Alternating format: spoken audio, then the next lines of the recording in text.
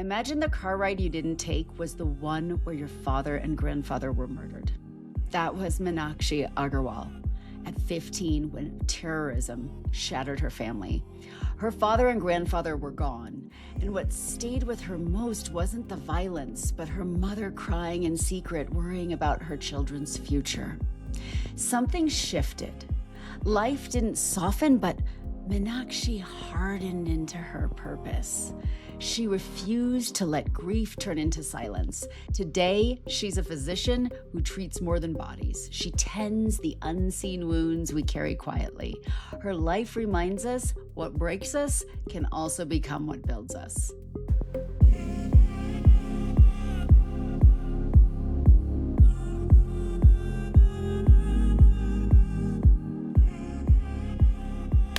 I am so thrilled to have you here today, Dr. Meenakshi Agarwal. How are you? Doing very well, and I am super excited as well. Thank you for having me. We are in for a treat because you have such an incredible story.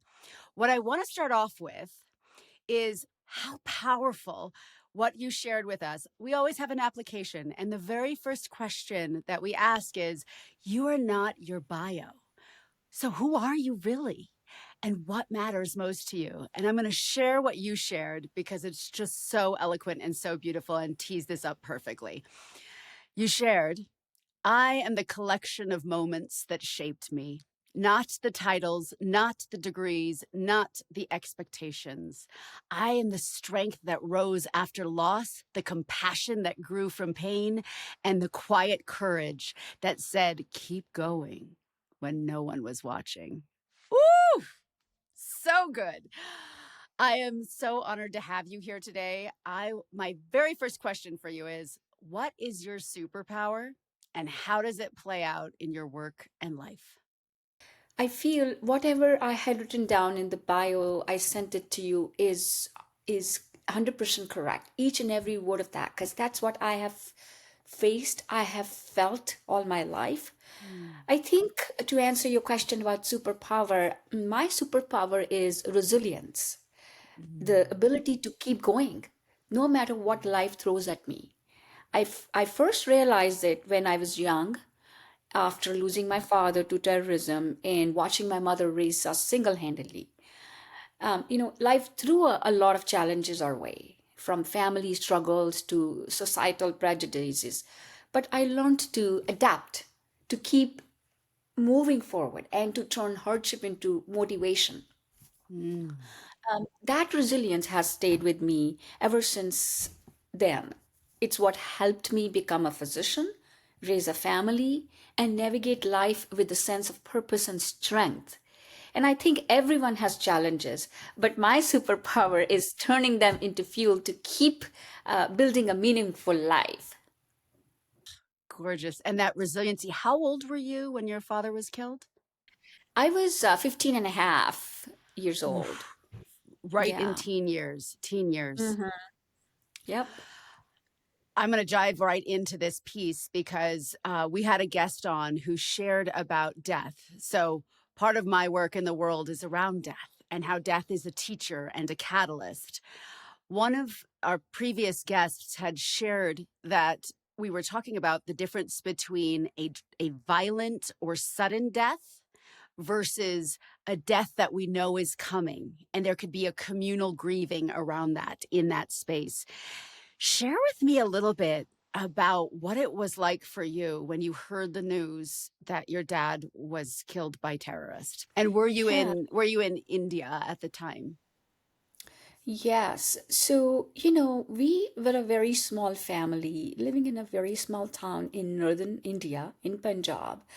And it is, my story actually begins there when I was about 16 years old. My dad was my inspiration. Every single night we'll sit together, eat together, play together. And he would, encourage us to be good humans, help each other, and focus on our studies so we can have a better future. So, but my father, he always wanted to me be a physician so I can help people, be in the community, help others around. And as I entered my, so we have like 11th and 12th grade, which is the time when we, take our exams to get ready for medical school. And that was my first exam. I still remember. I came back, I took my exam, and that was the first semester exam, and I kind of aced it. I loved it. And I came back home and I told my dad, I just did great. I think I'm gonna, ace it. I'm gonna, score really well, and this will help me in getting into medical school. And my father said, just be humble. Just, keep working hard. I'm glad you did well, and just have a good night today, and we'll prepare for the second semester starting from next week. So I say good night to him. Next morning he had to go somewhere with my grandfather, and he asked me, he said, would you want to accompany me tomorrow since it's your school off? And I said, I'll see you in the morning. So next morning happens, and he wakes up early in the morning. He asks my mom if I'm ready, and she says, oh, she's still sleeping. So he says, okay, just let her sleep, don't worry, we'll just go, and I'll Mm. see you guys in the afternoon or evening. So and then evening comes, he's not home. Night comes, he's not home. My mom starts to get worried, and we start to get worried what's happening. And in those times, we didn't have, good phone system. We didn't have uh, cellular phones. Right. So our neighbor suddenly knocks at our door, and he says, "Oh, we get a phone call from a police station in a small town nearby. Are you available?" And my mom just gets very worried, and she's like, "Police station? And why is that?" Because we didn't have phone in our house. And he says, "I don't know. You just have to come." And my mom goes running down the stairs to get the phone call, and we go running after her. And she's on the phone, and suddenly she froze, and then she collapsed. And then everybody around, my neighbors and I, we were like, "Mom, mom, mom!" And she just gets up in a few seconds, and she's like, "Guys, we need to leave to this town. Let's just go." And our neighbors were like, they asked her what happened, and she whispered something in their ears. And then they said, "Okay, we'll take you." And they get the car out, and she tells my neighbor's wife to watch us. And we're like, "What, mom, mom?" She says, "Don't worry, just stay, stay. I'll be back soon." And then she comes back next morning. Um, and we get a knock at the door, and there a truck is outside, and there are many people gathered around the house, and they bring two dead bodies there, and one was my father's, and one was my grandfather's. And that's the time I realized, there's something really big, and there's something wrong. And then we all start crying, like, because we see our mom's face, and she's shriveled, she's like shaking, she doesn't know how to tell us what's going on. And then she comes inside, she hugs us, and she tells us that your dad is no more. I'm sorry. And then I could not take the shock, and I collapsed that time. I remember, I still remember. And then Mm. when I wake up, she's holding me in her arms, and she says, "We have to be brave, we have to be strong." So that moment changed everything. The noise of that tragedy never really leaves you. But, my mom was unshakable. She never cried in front of us. Even when her whole world collapsed, she stood tall. She worked, she fought, she raised us with dignity when life offered her none. And she didn't just survive, she showed us how to keep moving when the road disappears. So that was the start of how we faced that tragedy, because our world was totally upside down. We didn't know. We didn't know. Suddenly, in a blink of an eye, he's not there anymore. And he was the breadwinner of the family. He had a factory. My mom was a housewife. So now the huge challenge was, who's gonna take care of us? Who's gonna take care of us financially? We just had our home, and my dad used to run a very small factory that time. And so my uncle, who was my dad's brother, he came over. He said, "Don't worry, I will take care of the factory." And he moved into our house with his family. But then, apparently he was an alcoholic, he was a gambler, he sold everything. And one fine day he asked us to leave our own home. So we lost our home, and our own family turned against us, and my uncle took away our business, and we were left to start from nothing. But my mom never said, "Why us?" She simply kept saying, "Keep going, keep going." Wow. I Wow. know. Wow. Yeah. So she never said, why us? How did your mother's strength shape you as a person today? Yeah, my mom is my biggest strength, and Mm, she has always taught me that, I mean, the keep going lesson. And she mm, she always said, "Don't cry, don't cry," you know. mm, And I see my mom's strength flowing through me even now. mm. Um, she has taught me courage, healing, and what it means to rebuild my life piece by piece, you know. So, because sometimes the strongest people are the ones who never had the choice not to be. So that's why I said, in my when you introduced me, I'm the collection of moments that shaped me. I'm the strength that rose after loss, the compassion that grew from pain, and that all that those qualities come from my mom. Beautiful. I love this. What was your dad's name?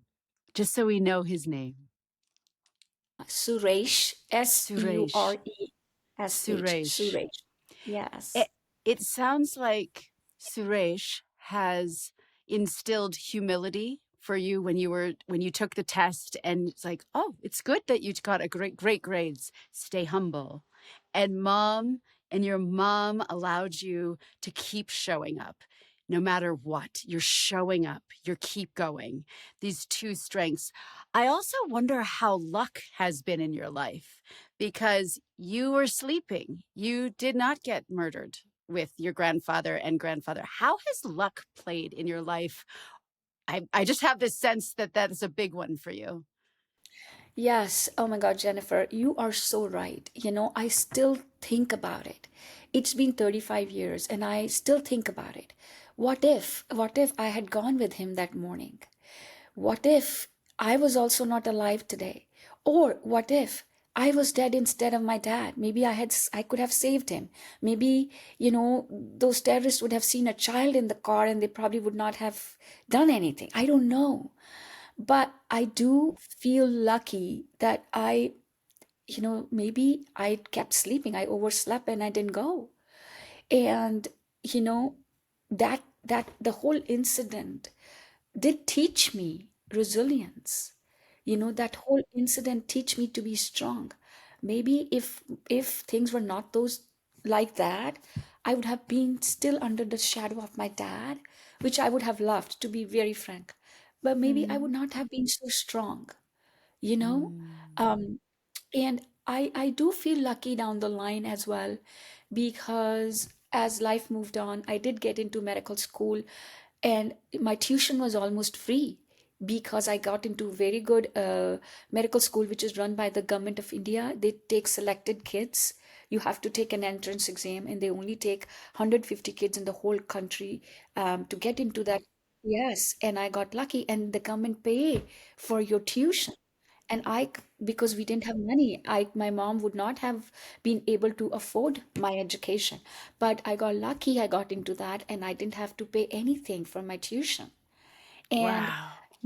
and after that, when my uncle threw us off the house, Oof. we moved to Delhi, where we got shelter in my mom's sister's house for like a year. And I got a job in a hospital there. And I was doing three jobs together, one in the afternoon, one in the morning, and then over the weekends to make extra money. But not many people get three jobs at a time. So It's I got lucky exhausting. there. Yes, but I was ready to do anything to bring money on the table. And Mm, I got lucky there to get three jobs. Then I took entrance exams to come to the United States. And that's not easy either because you need money to take those exams. And I collected that money. I got lucky there. I got very good grades. I got lucky there. So I feel that my luck was always with me, And that's the reason I'm sitting here right in front of you talking to you about myself today. Beautiful. I feel the luckiness in you. I also felt the pain of knowing that your father was and grandfather were murdered. How has his the topics that are so fascinating, death, money, you've brought up money, how you've brought that in.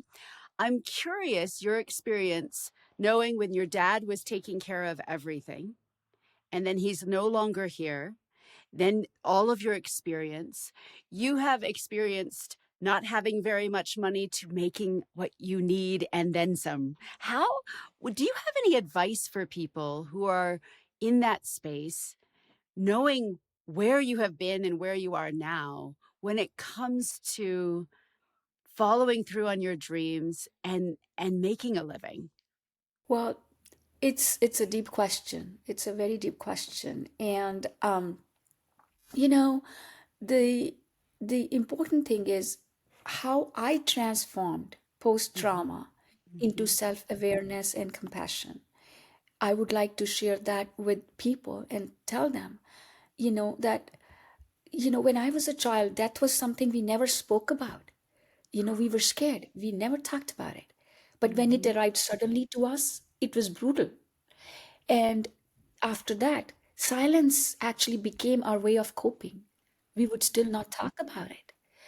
My mom never cried in front of us. She believed that being strong meant moving forward, not looking back. So we didn't talk about, we always talked about tomorrow. What's gonna happen tomorrow? What will we do tomorrow? That was something to be feared and avoided, something that lived in the corners of our home always. But, in our culture, grief was often wrapped in quiet, as if speaking about death might invite more of it, you know? So I learned to carry my grief silently, to tuck it way behind, strength and responsibility.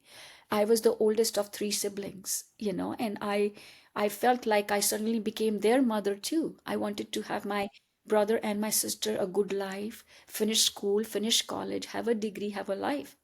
So, as an adult, I see it differently now because I've learned that silence doesn't protect us, it That's only right. isolates us, right? So Yes. now I approach death not with fear, but with understanding. Yes, it's still painful, but it's also a teacher, you know? And Yes. to answer your question about how death Yes. has changed, death reminds me that love Yes. matters more than the pride, that Woo! time is, yes, and time is never guaranteed. And No, healing begins when we name what hurts. that's right. So so I honor my dad's memory by telling this story and by remembering that behind every loss, there's still life, there's still legacy, there's still love that continues. That is so stunning and so true, especially around death. I've seen this in multiple cultures where people will say, if you talk about death, you're inviting it, which is that can be in many cultures. And then there's the place where what happens when you do talk about it? What happens when you go into the pain? You find the wisdom, which is what I'm hearing from you, is you're you've learned from your mother of all of her strengths, and then you've also taken it to another level. How have you shifted the staying quiet, grieving by yourself? How have you shared this with your children? I'm assuming they know what happened to their grandfather and great Mm-hmm. grandfather. Mm-hmm. How does it look Absolutely. in the next generation? Because I always think about healing the generational trauma, and that's what you're doing. You have that, you're doing that piece. So what does it look like? What does death and grief and talking about that look like in your family now with your children? Yeah, so my children knows about it. My children knows everything about it. And they know the story because I have my dad's picture in my room. And every single morning I say good morning, and every single night I say good night to him because I think he lives in me. I think he's my driving force every morning, and he tells me to keep going. I'm here for you. I feel that he's watching down upon us every single moment. And I also feel that it's because of him I'm here today. I really feel that. So, I tell my children that you don't have to be lighter, richer, or quieter to deserve love. You're already enough. The same thing I tell them, that no matter what life throws at you, you have to be strong. You have to keep going, and you have to be also more compassionate with others, and take pain as a healing. Yes, pain as a healing. Absolutely. Oh, um, you've had multiple types of trauma in your life. You've dealt with your closest loved ones being murdered. That's very not everybody has that experience. What does having a because we have people who are listening who have had tragic deaths with murder. Um, advice would you give to them if they're at the very beginning, where they just found out or they're within the year? Because death and grief, there is a journey, right? There's that journey of learning how you're going to adapt in the world after. There's the before and the after, right? Of who you are in the world. What advice would you give to people if they've experienced a violent death? And when every single time when I hear about similar stories, people losing their loved ones, or trauma, or terrorism, or, it just hurts me. I mean, I have a sore spot in my heart, and every time I hear these stories, that spot starts hurting more. But I just want to tell one thing from my story, that stay positive and stay strong. Survival is not just about getting through life, it's about using what hurt you to help, to heal, and lift others who are still struggling in the dark. So I want them to use their pain as a fuel to inspire, to guide, to remind themselves that even the deepest wounds can become the sources of strength and compassion. I'm going to ask the question one more time because I'm going to take you back to when you were 16 when they died. Yes, You're almost, yeah. 16 years old and you found out you're within that year. Were you already at the place where you could help and heal, or were you in a place where you were being collapsed and held so that you could then help and heal? I'm curious, just because we know we have people listening who have just recently had this. I see what you just said is someone who has simmered with death, somebody who has metabolized what happened. If you were to go back, what got you through in those early days? Yeah, I was very weak. I I would cry all the time. I was very emotional. I would look at his pictures. I look at his memories, the gifts he had given to me, and I would just start crying. I'll just start bawling. I remember I went to school after a week of the incident, and we were getting our grades back, and my teacher announced the name Meenakshi. So the student who came first in the class is Meenakshi Mittal. My maiden name is Mittal. And I just bursted out crying. I stood there and I cried. I didn't go up to get my certificate. And then suddenly, and they didn't know at that time what had happened. And suddenly she's like, "Why are you crying? You are first in the class. You should be happy." And I could not speak. And then my friends and all told the teacher her father passed away. And then the teacher got me at the front. She hugged me and she's like, "I understand this, nobody can heal this, but I want you to stay strong for your family, for your mom, for your brother and sister, and you're doing so good. We'll help you in whatever things you need. Please reach out." But I had stopped eating for a few days. But then, one day I saw my mom's sister had visited that time, and my mom would never cry in front of us. But my mom and her sister, they were sitting in a room with the door closed, and I peeked inside. I heard somebody talking. I peeked inside, and my mom was crying in front of her sister. And she said, "I am only worried about my children. I am only worried about their future. I'm only worried about what's going to happen. And she did say that Meenakshi is very weak. She is crying all the time. I don't know what to do. I don't know how to comfort her because I have to take care of so many other things, the factory, the house, other kids, the responsibilities. I want to spend time with her. Maybe I want to take her somewhere else, maybe somewhere far away for a few days. And that's the moment when I realized that I am making life more difficult for my mother. I need to be strong and I need to not keep crying all the time and be weak and not eat and not talk to people because I was grieving.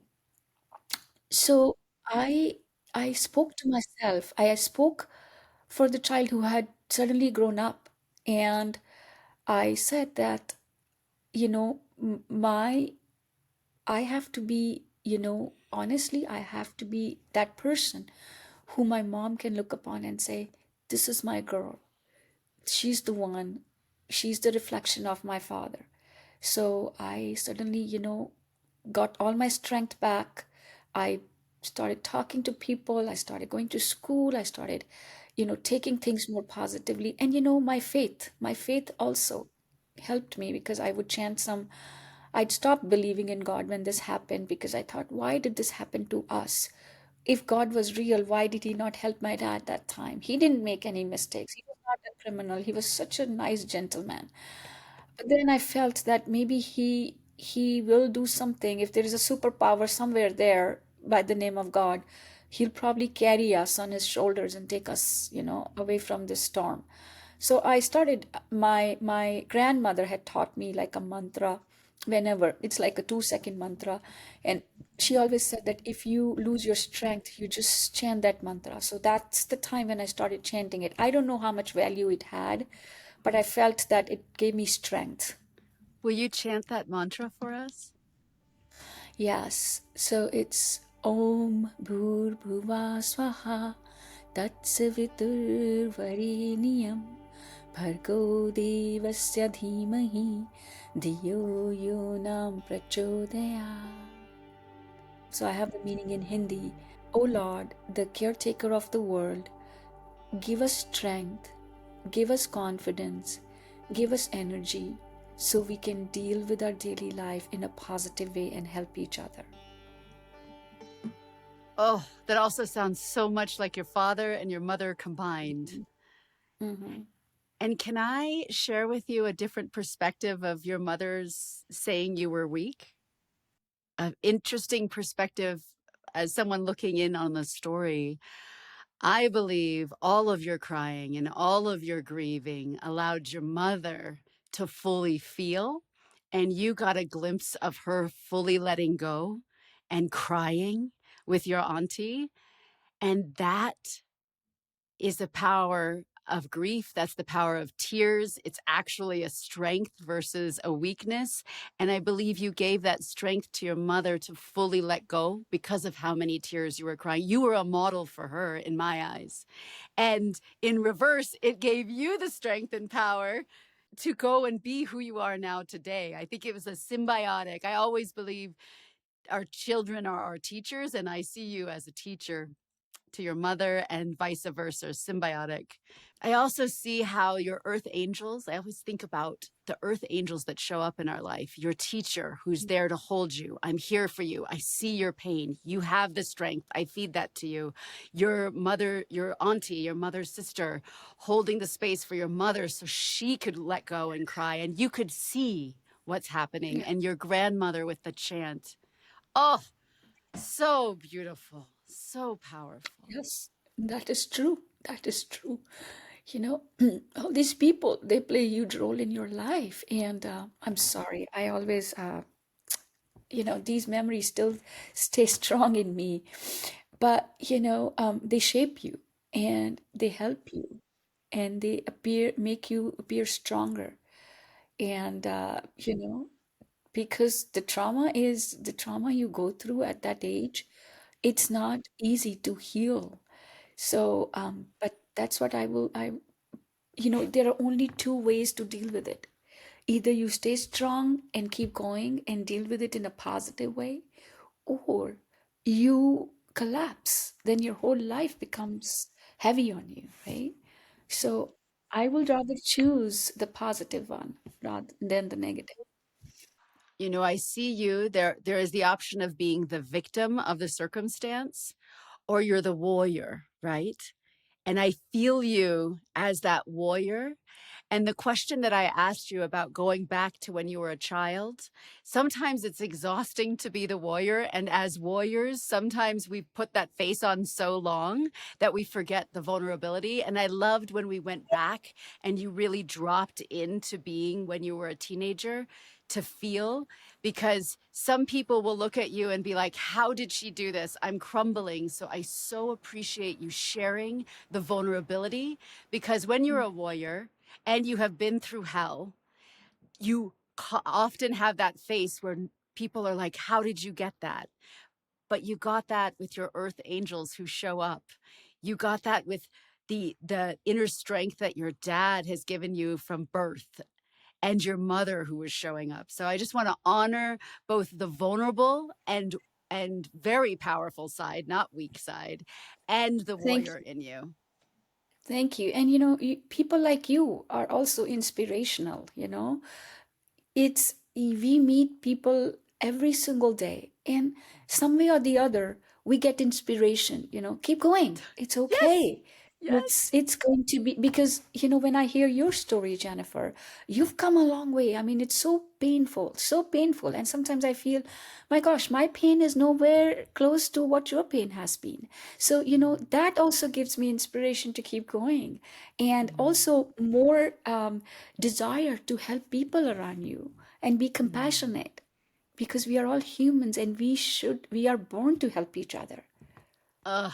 Yes, we're all more alike than we are different. This is always, Hmm. every day, Yes. you look at someone, and you know something also interesting about being that warrior is you never know what's happening in somebody's life. You don't know if someone was murdered. You don't know if they were diagnosed with cancer, autoimmune, if they're in going to hospice. We never know. So I notice most warriors that I have met are people with incredible empathy and compassion for others. I'm going to switch gears a little bit because there are as many aspects of pain that you have dealt with, and this is a really important one, and especially for women. Women around the world are judged by what they look like, all Hmm. around the world. I remember when I went to Asia, which is one of my all of I love Asia in general, and I remember I walked in, a very fair skinned woman, obviously. And I saw that when I went to Asia, they had skin whitening lotions. And I thought, oh my gosh, back in my home, they have suntan lotion for me because I'm not good enough. I'm too white. I should have a tan. And it was then in my 20s that I realized, oh my God, women are not happy with themselves anywhere in the world. They're trying to be something else. And I taught my daughter that. I told her what I learned in my 20s so she doesn't walk that route. Love yourself no matter what you are. You are such a strong person. And I also know early in your life, people were so cruel to you. Talk to Yeah. me how the color of your skin impacted your life. Yeah. Very, very true. So in India, we prefer lighter skin. People like women with lighter skin. People don't like women with darker skin. And me and my sister, we both had darker skin skin on the darker side, per Indian standards. So when we were growing up, when we moved to Delhi, I was working. Now, when you are at a certain age, people start talking about marriage, right? They're like, oh yeah, we should. And most people, when we were growing up in our times, it was mostly arranged marriages rather than love marriage. And my focus was always on studies. I never made a boyfriend. I never had an affair or never felt like I should be into love marriage because I never found anybody. I was so focused on my career, my family. Um, so, and then people start talking about marriage and they want to, get you married. Everybody, they become like a marriage, what you say, like, Machine. yeah.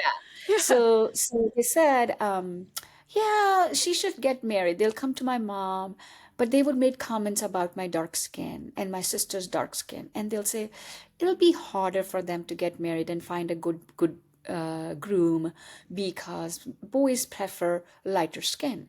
And and then if my mom says, "Yeah, I understand, but my girls are very smart. My daughter is a physician and she's working, she's very independent, and if somebody wants to look at her skin and get married, I don't think I want her to get married in that home." And they say, "Yeah, yeah, no, no, we understand, but in order to find good guys, you need to be pretty and educated."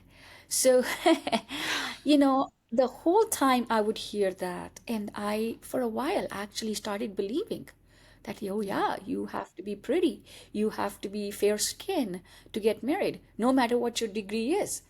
But then, and I would also go and buy those creams from the market that would make you look lighter, and they were like fairness creams, and they were huge advertisement on the TV, and people will talk about it all the time, and we will just use it all the time, no matter, even if it was not doing anything to your skin, but we will have that thing in our head, oh, it'll make me look lighter and maybe I look prettier, right?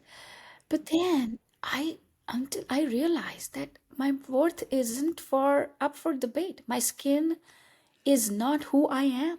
My Yes. skin, I don't want to change who I am. I don't want Mm, to put all these, you know, skin lightening creams to look mm, prettier. I am pretty inside if I am.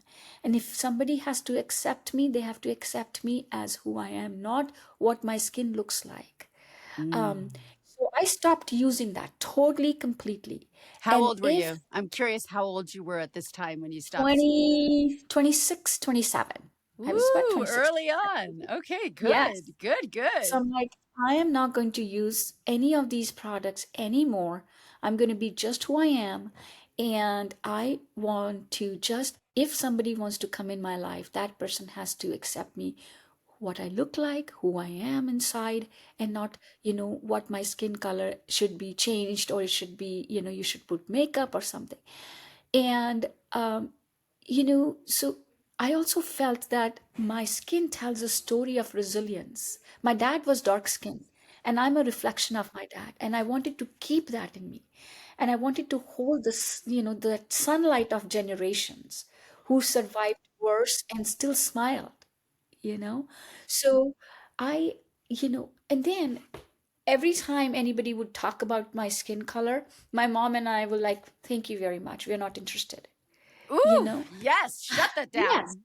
Yes, Yeah. And they yes. will make faces, and some one person told me one day she will never get married ever with this kind of attitude. And I'm Ugh, like, I'm happy single. I'm that's happy right. single. I love with my mom forever, but we don't want to go in a house or get married to a person who does not respect who you Mm, are. So, mm. you know, um, that was the day, that was it. And I am so happy to being married to a person today. It's been 23 years, who respects me as Congratulations. a person. Okay, thank you. Mm, Who respects me who I am today.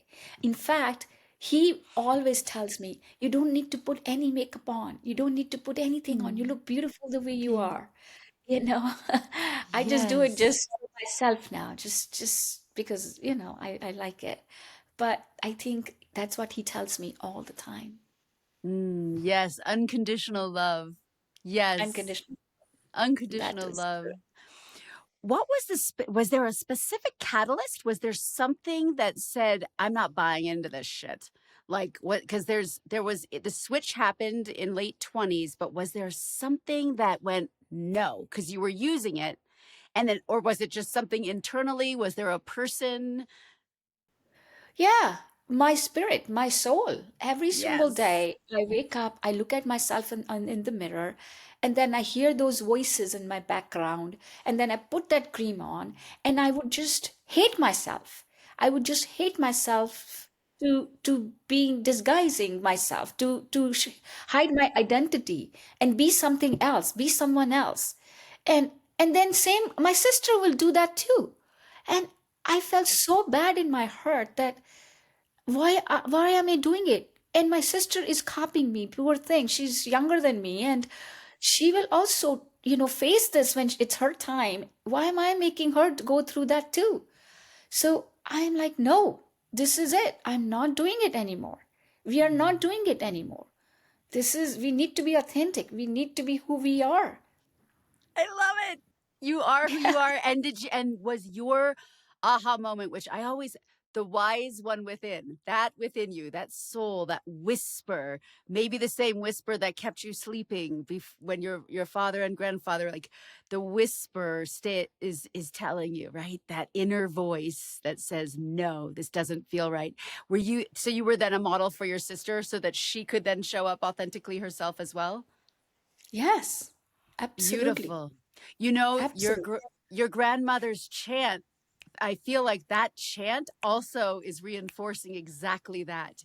Being confident, being who you are. Mhm. I almost wonder if that you chant that did you chant it every night? Every night, every morning, twice a day.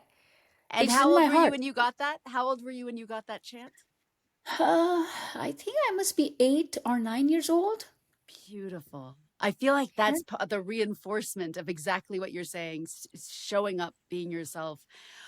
What do you say to your kids now? And how do you feel the Indian culture? I am aware of the dark and light. I was very aware of that when I spent 5 months traveling India, and I was aware of that as well.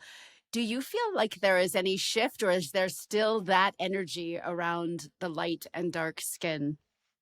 No, there's a huge change, huge change. If you look at the president of India, her name is Draupadi Murmu. She is a very, very dark-skinned person, but she's the Yeah. president of the country. Woo! And if you look at her background, huge trauma. She belongs to a very poor family. Her parents died very young.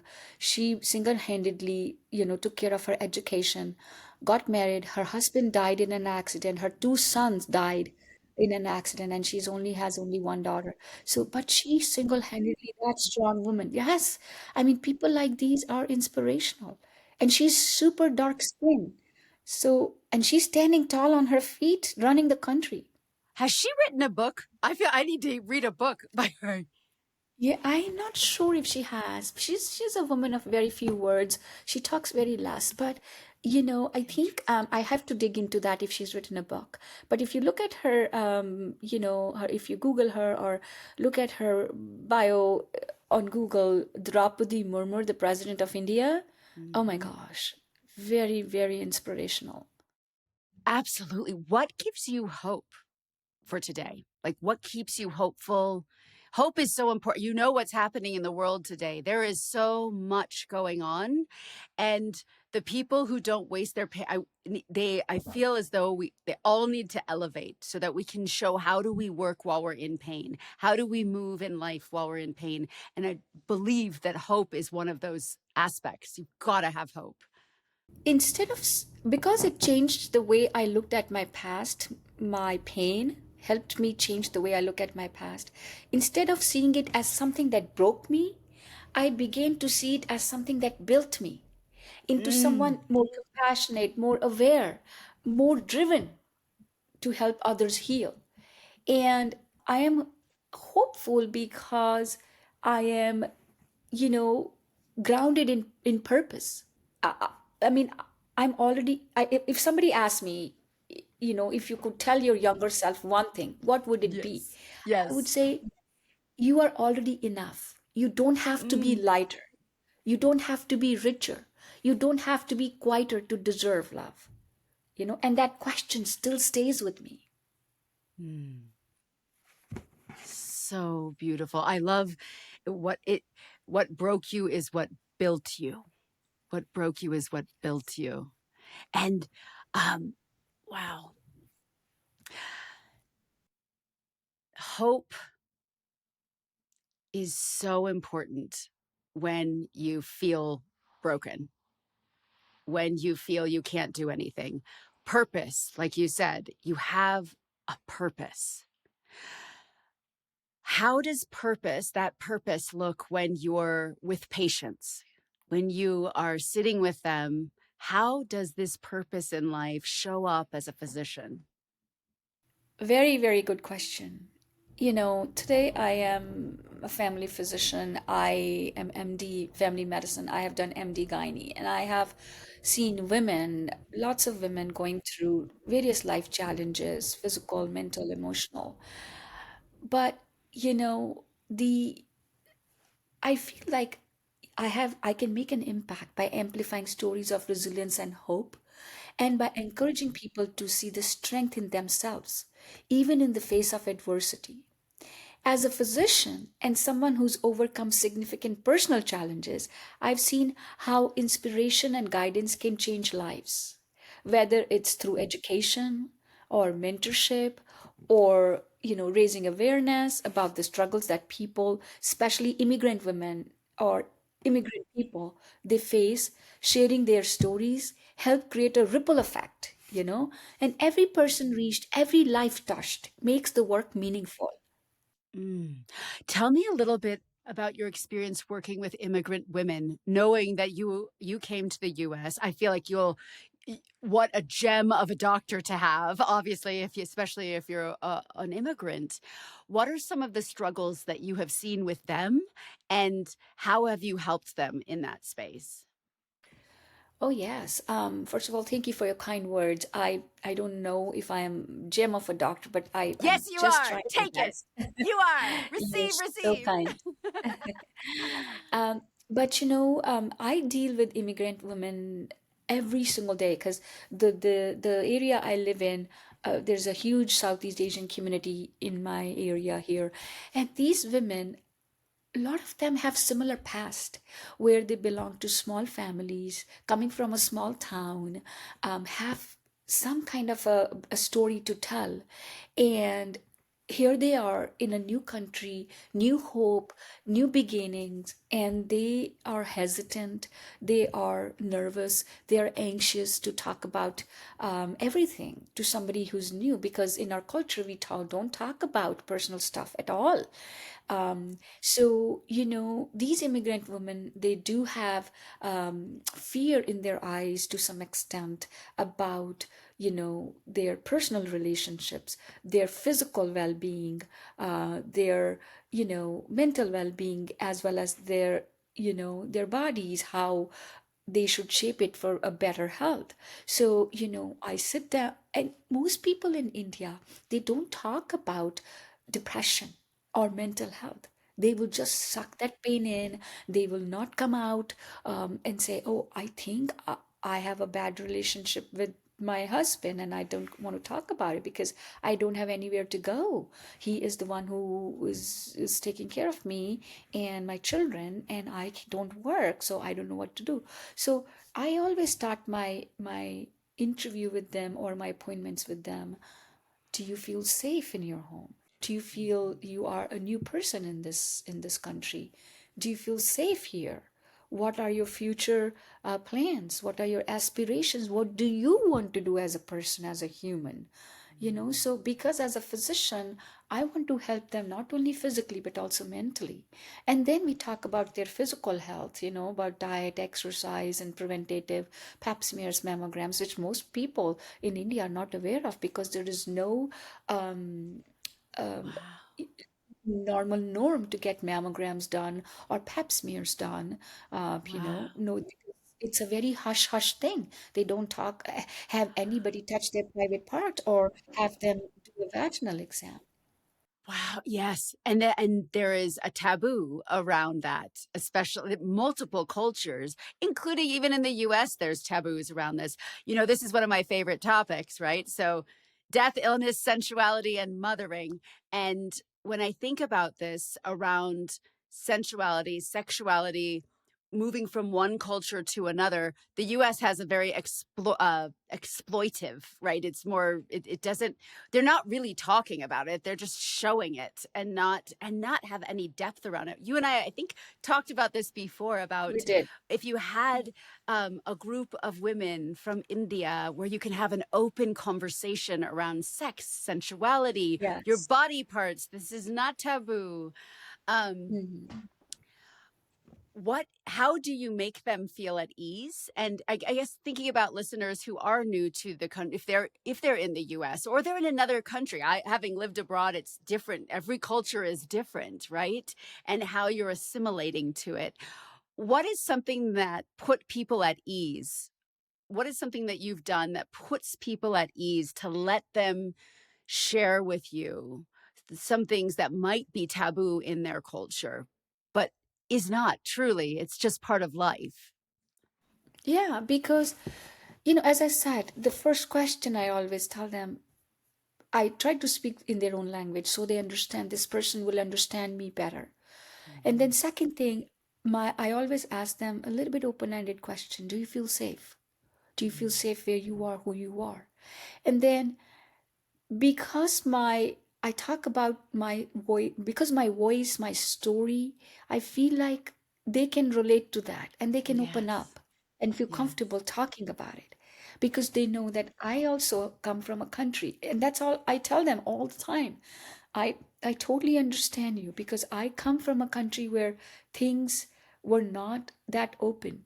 But having said that, I have done that training and education in gynecology, in specifically in women from India, where I can help you get better and not suffer all your life. So be open, and whatever we talk, the conversation stays in this room, it doesn't go out. So, Yes. some they do definitely feel comfortable and talk about it. Beautiful. Is there anything else you want to cover in our interview that you want to make You sure know, that we cover? Sure. Well, first of all, I would like to thank you, Jennifer, for giving me this opportunity because, we don't talk about these things more often.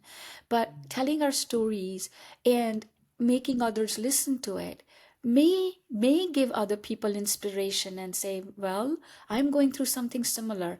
I can, if she has done it, maybe I can do it too. And not take life, life is beautiful. We all get only one life. So I want everybody to live their life to the fullest. So, because it's changed the way I looked at my past, instead of seeing it as something that broke me, I begin to see it as something that built me into someone more compassionate, more aware, and more driven to help others heal. I want people to also see it in that way.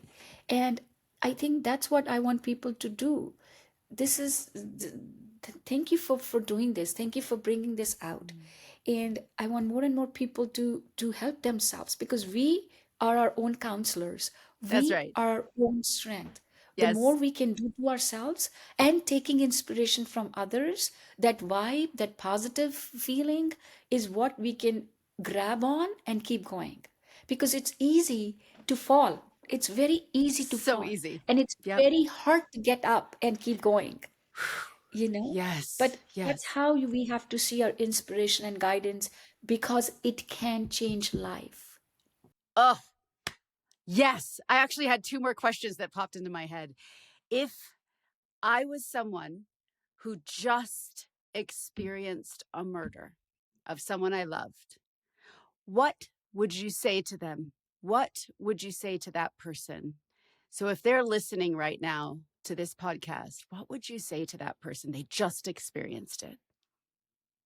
I will just tell them, hug yourself, hug your family, hug your loved ones. Life happens. You didn't do anything wrong, and that person who was murdered didn't do anything wrong.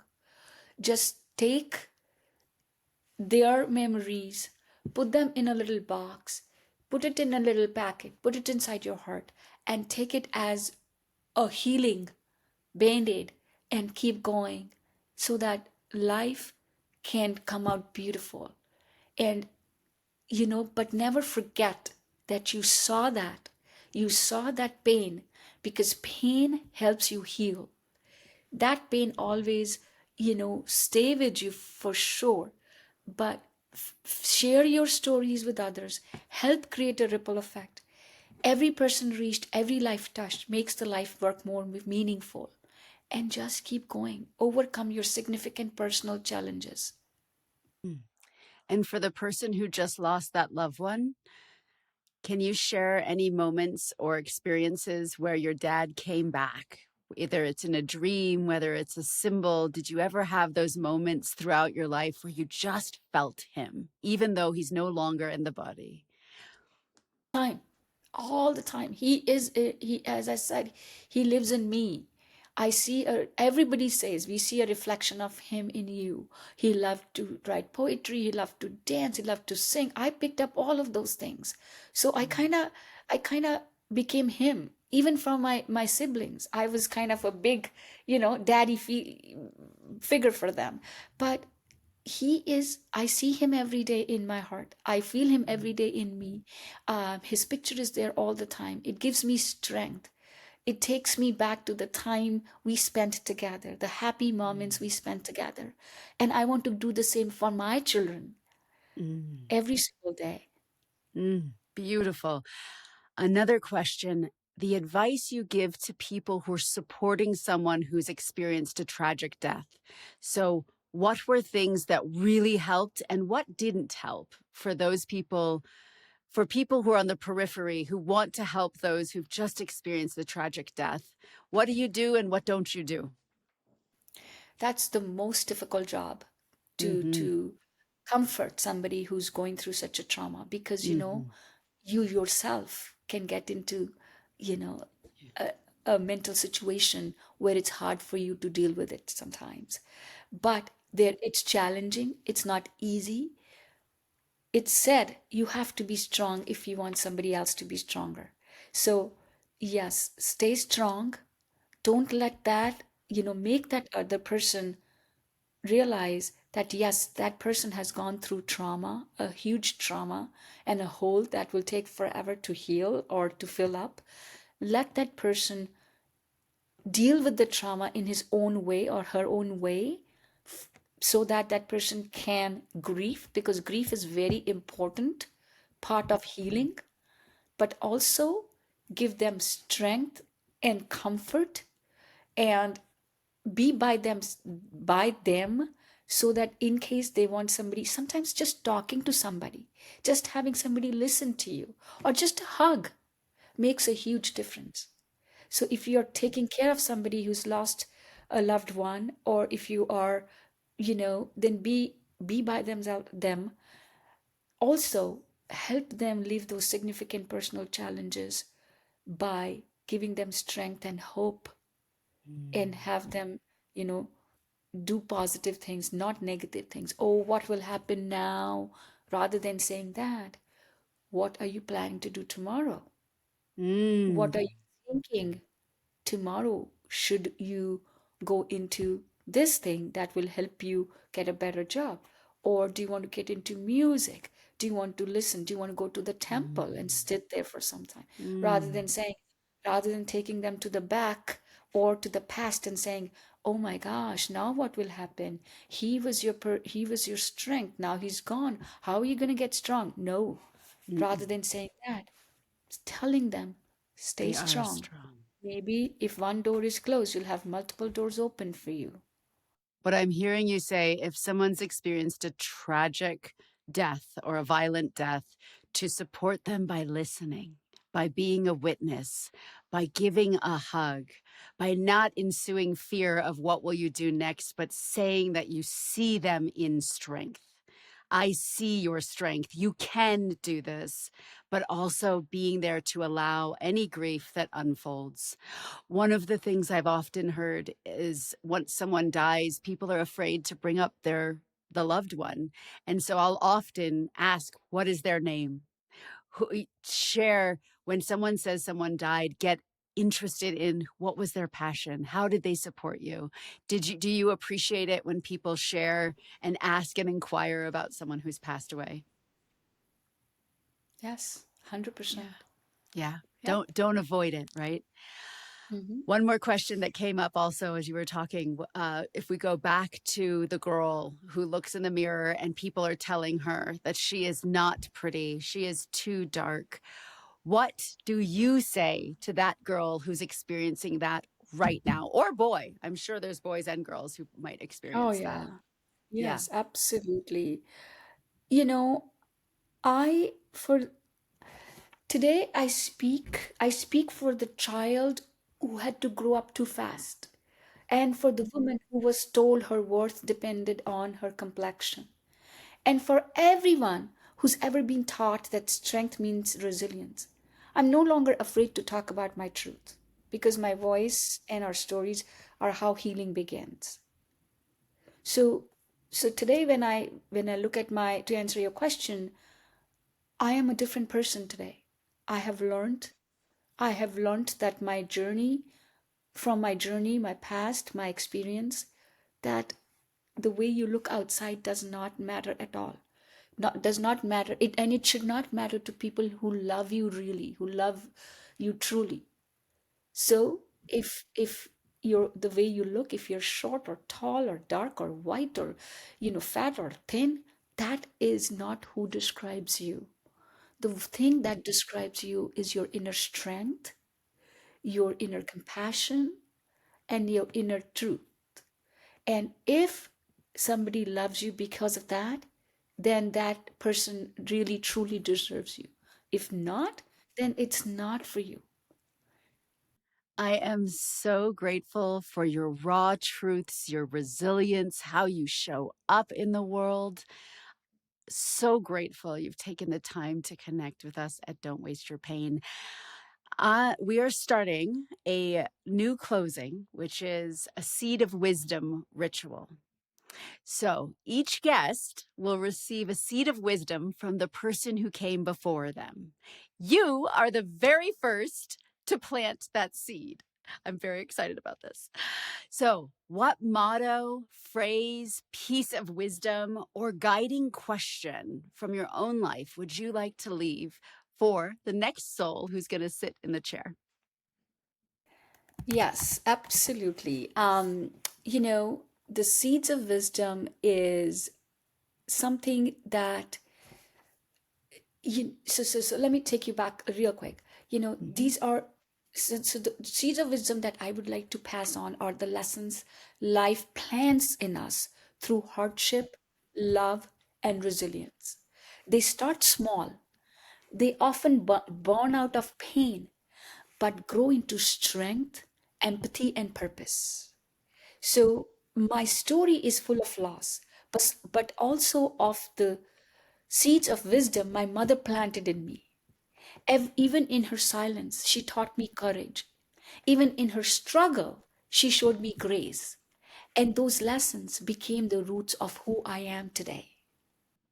Mm, beautiful. Thank you for being the first to plant a seed in this tradition. The roots of the wisdom tree begin here with you. Thank you very much. And I appreciate you and I appreciate everybody who's involved in this podcast.